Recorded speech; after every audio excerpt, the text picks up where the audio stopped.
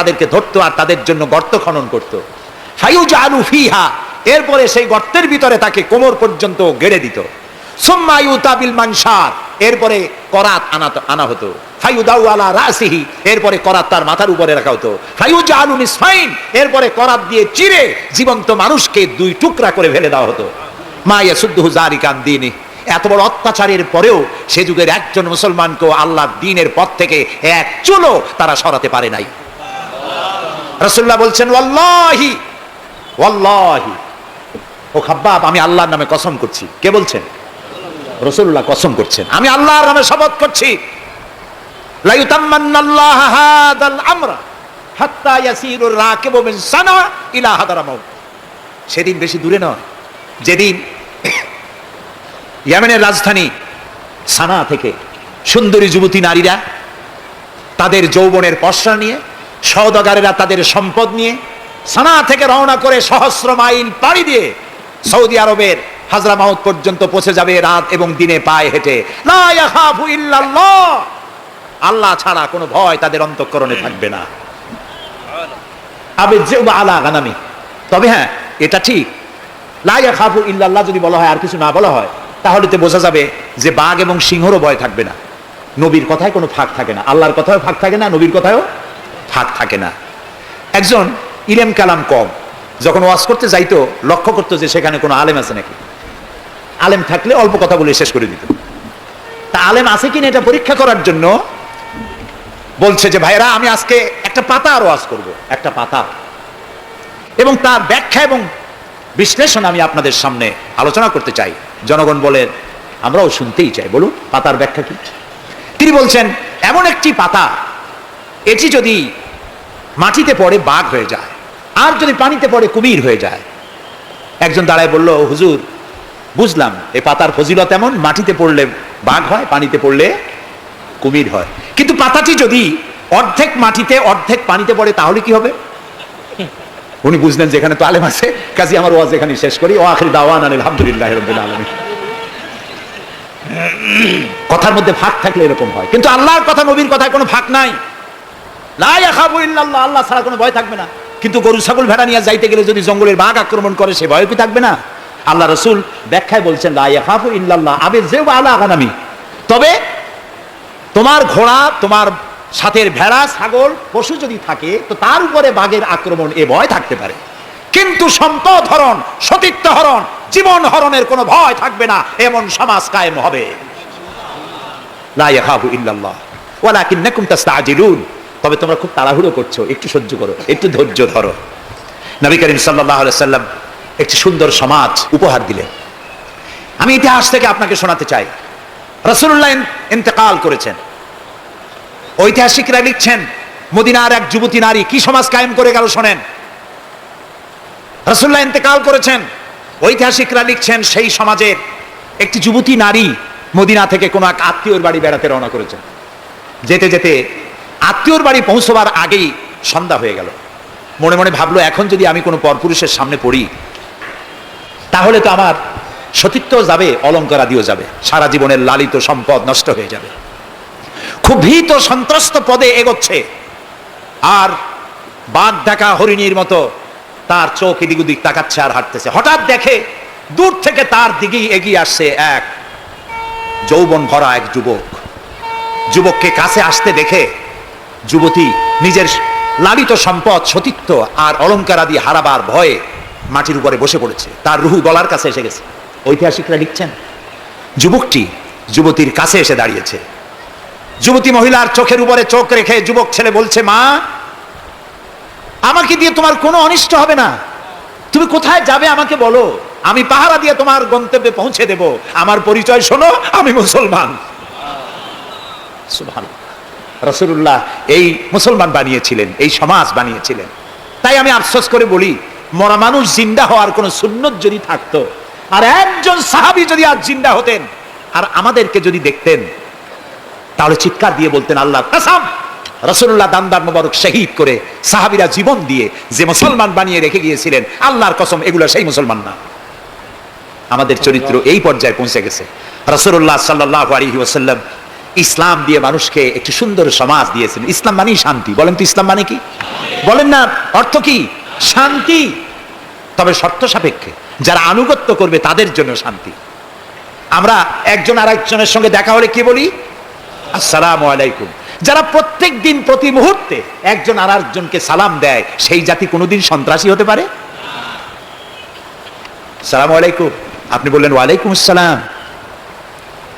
নবী করিম সাল্লাল্লাহু আলাইহি ওয়াসাল্লাম বলেছেন আফশুস সালাম ওয়া আতইমুত তুআম ওয়া সাল্লু আন-নাসু বিন-নিয়াম তাদখুলুল জান্নাতা বিস-সালাম। তিনটি কথা। কয়টি কথা শুনতেছেন আপনারা? এক নম্বর হচ্ছে সালাম বিনিময় করো বেশি করে। রাসূলুল্লাহ বলছেন, একটা গাছের এপাশে বসে দেখা হয়েছিল, সালাম দাও। গাছটা ঘুরে আসছে, লোকটা আবার সালাম দাও। আমাদের দেশে অভ্যাস নাই। সব বসেরা চায় আমার অধীনস্থ লোকেরা আমারে সালাম দিক। রাসূলুল্লাহ তার স্ত্রীকে সালাম দিতেন। এমনকি রাস্তা দিয়ে যাওয়ার সময় বাচ্চা পোলাপান খেলাধুলা করছে, তাদেরকে তিনি সালাম দিতেন। আমরা কি দেই? আমরা দেই না। হুজুররা মনে করেন মুরিদরা আমারে দেবে, মন্ত্রী মনে করে অন্যরা আমারে দেবে, এসপি মনে করে পুলিশ আমারে দেবে। কিন্তু সালাম যিনি আগে দেবেন তিনি অহংকার মুক্ত। সুবহানাল্লাহ। এবং এই সালাম অন্যরা বলে কি? সুপ্রভাত, গুড মর্নিং, গুড ইভিনিং, শুভ সন্ধ্যা, শুভরাত্রি। এটার ব্যাখ্যা কি? সকালবেলায় 280 মাইল স্পিডে ঝোড়ো হওয়া প্রবাহিত হচ্ছে, 30 ফিট উঁচু হয়ে জলোচ্ছ্বাস হচ্ছে, মানুষ মরতেছে, বাড়ির টিন উড়ে যাচ্ছে। সকালবেলা কেউ যদি যায় বলে গুড মর্নিং, থাপড়ায় দাঁত ফালাই দেবে না? বেটা, এর সাইতে ব্যাড মর্নিং তো কখনো আসে নাই। রাতের বেলায় মা মারা গেছে, তার বাড়ি গিয়ে বলছে গুড নাইট। কেমন লাগবে কোন? সুতরাং ইসলামের বিষয়টাই মোর সায়েন্টিফিক।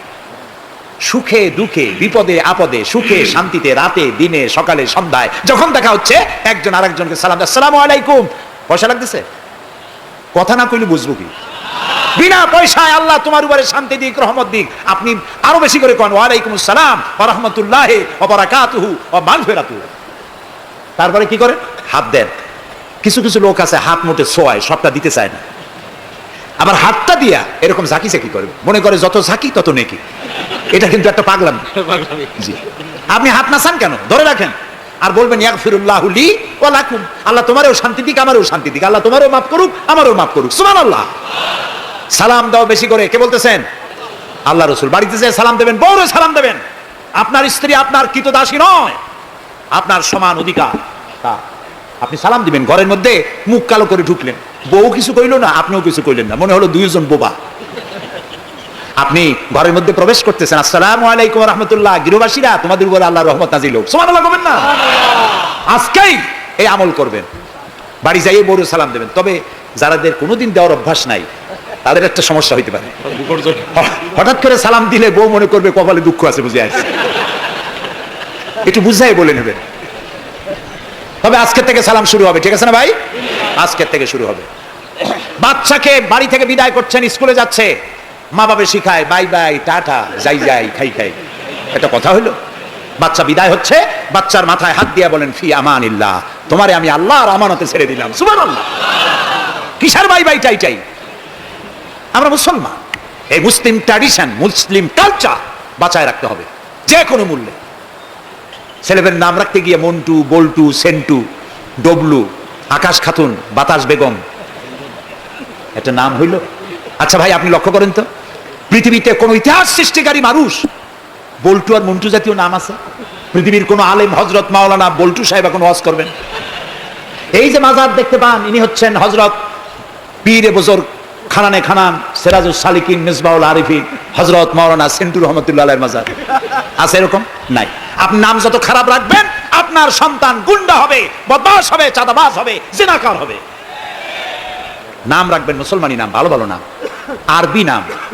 আলেমদের কাছে জিজ্ঞাসা করে নাম রাখবেন যে এই নামটা কি রাখবো আর নামের অর্থটা কি। আন্দাজে আবার নাম রেখেন না। কুয়েত এয়ারপোর্টে একদিন বাংলাদেশের একজনের পাসপোর্ট দেখে পুলিশেরা হাসাহাসি করতেছে। কারণ কি? কারণ হলো পাসপোর্টধারী যিনি, তার নাম হলো জামাল মিয়া, আর পিতার নাম হলো তরিক মিয়া। জামাল শব্দের অর্থ হচ্ছে উট, আর জামাল মিমে আলেফ দিয়ে যদি হয় তাহলে হয় সৌন্দর্য। এখন জামাল মানে উট, মিয়া মানে 100, ওর নাম 100 উট। আর তরিক মানে রাস্তা, মিয়া মানে 100, ওর নাম 100 উট আর ওর বাপের নাম 100 রাস্তা। 100 রাস্তার ছেলে 100 উট। তা খালি আরবি রাখলে তো হবে না, নামে আরবির অর্থ কি? জি, অর্থবোধক নাম রাখতে হবে। তাহলে আমি বলতেছিলাম রাসূলুল্লাহর হাদিস, প্রথমে দিবেন সালাম, আফশুস সালাম ওয়া আতইমুত তাআম, গরিব মিসকিনদেরকে দাওয়াত করে খাওয়াবেন, বন্ধু বান্ধবদের দাওয়াত দিয়ে খাওয়াবেন। খাওয়া খাওয়াইতে কিন্তু মহব্বত বাড়ে, চক্ষু লজ্জার সৃষ্টি হয়। খালি অপরের পয়সা দিয়ে রিক্সায় চড়বেন, রিক্সায় দুইজন উঠলো, একজন নামে হেঁটে চলে গেল, একসাথে দুইজনে খাইলো, আর একজনে খেলাল করতে করতে বাইরে গেলো, পয়সাও দিল। এই চালাকি এক সময় ধরা পড়ে যায়। এই জন্য মানুষকে বাড়িতে দাওয়াত দিয়ে খাওয়ানো, রাসূলুল্লাহ বলেন দাওয়াত দিয়ে খাওয়াও। তাহাদ্দু তাহাব্বু, হাদিয়া দাও, মহব্বত বাড়বে। কারো অসুখ হয়েছে, তার বাড়িতে একটু আঙ্গুর নিয়ে যাও, একটু কমলা নিয়ে যাও। তোমার শত্রু যদি হয়, চক্ষু লজ্জার সৃষ্টি হয়ে যাবে। কান্নাহু আলিয়ুন হামিম, দেখা যাবে সে চরম দুশমন ছিল, সে তোমার বন্ধু হয়ে গেছে। সুবহানাল্লাহ বলবেন না? ওয়াসাল্লু আন-নাসু বিন-নিয়াম। আর 3 নম্বরে, মানুষ যখন ঘুমায় থাকে তখন তুমি নামাজ পড়িও।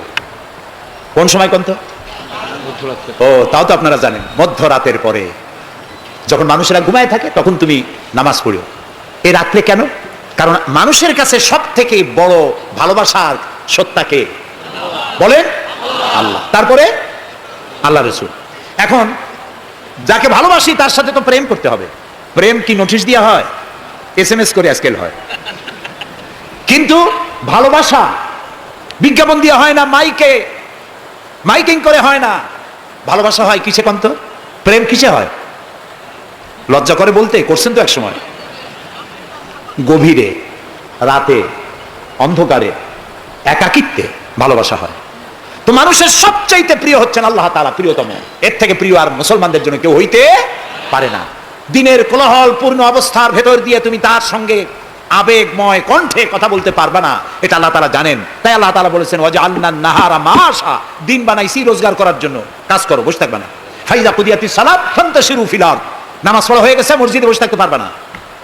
অফিসার, জোহরের নামাজে রক্ত হয়েছে, অফিস বন্ধ করে নামাজ পড়ো, জোহর পড়ো, সুন্নত পড়ো। নফল পড়তে পারবে না জোহরের সময়, তসবিহ পড়তে পারবে না, কারণ এই তসবিহ পড়ে নফল পড়ে সময় নষ্ট করে পূর্ণ বেতন নিলে বেতন হালাল হবে না।